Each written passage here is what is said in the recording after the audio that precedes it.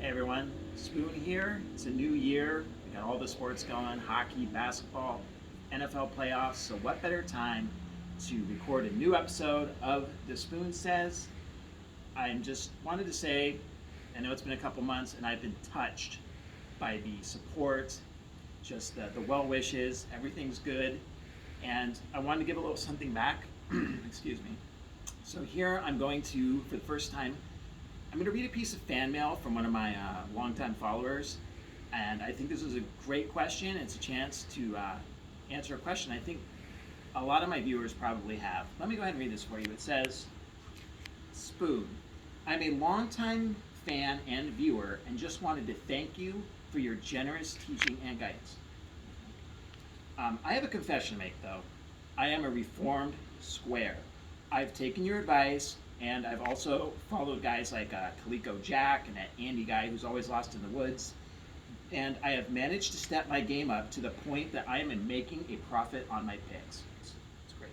But I still can't shake my past and constantly look to hedge out of my positions with halftime bets and live bets that have caused me to walk away right back where I started.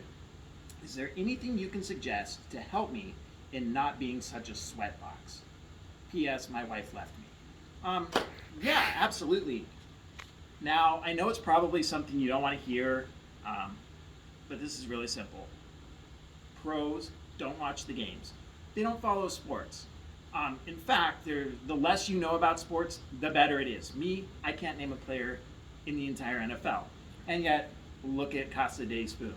Um, the key is, imagine if you were a sportsbook manager and I was going to tell you had to blindly book $1 million of action either from some nerdlinger from MIT or Yale who doesn't know anything about sports, or from some fat dude with crumbs in his beard, sits around all day Saturday, Sunday watching sports, watches locking in every day, like guy has his pulse on sports and gambling. Who would you book?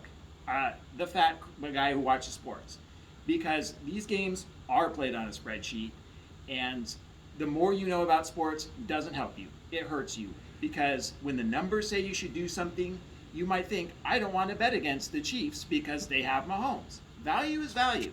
And if you have followed the guidance of the guys, the Kaliko Jacks and Whales of the world, you know to bet against the Chiefs. They've not covered in 8 straight games.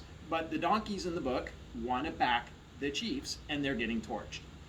And so that's why I would say what you should do is, if you feel confident, track your bets over a reasonable sample, a couple hundred picks. And if you are generating that positive ROI, feel good, feel confident. As Ron Popeil said, set it and forget it. Make your bets, rack in the dough, don't sweat this stuff. Because in this case, a little bit of knowledge is just wrong. And that's going to go ahead and lead me into the other thing that people always message me about. I get 100 DMs a week. Spoon, do you have any plays? Do you have any picks? Tell us who you like. Who's going to win the Super Bowl? And so, for the first time, I'm going to dip into the futures market for this week's banger. And it's going to be an NFL Conference Championship future. And what I'm doing is I'm looking at the NFC. And so the Packers are the top seed. It runs through Lambeau. Let's just look at the rest of the NFC contenders in seed order. The Saints, 50-year-old quarterback, Taysom Hill packages, no thank you. The Seahawks, they'll probably win their first game on some CenturyLink Field voodoo. Somebody's going to slip on a banana peel, but they're not going to win at Lambeau, no chance. Washington football team, joke. The Buccaneers, we saw Tom Brady in the playoffs last year uncorking the pick 6 to lose. He's a has-been. The Bucks, no, it's not going to happen for them. The Rams, no, and the Bears, enough said. So to me, we can get the Packers at plus 150 to win the NFC. That's what I'm on. I have a $3,000 wager in on Green Bay. Plus 150, and I think that's the way to go. The AFC side, the Chiefs, I guess, are the best team, but look at the Chase Pack over there. Buffalo on fire, Baltimore on fire, road favorite this week. Tennessee, they're pretty good. AFC title game contender last year.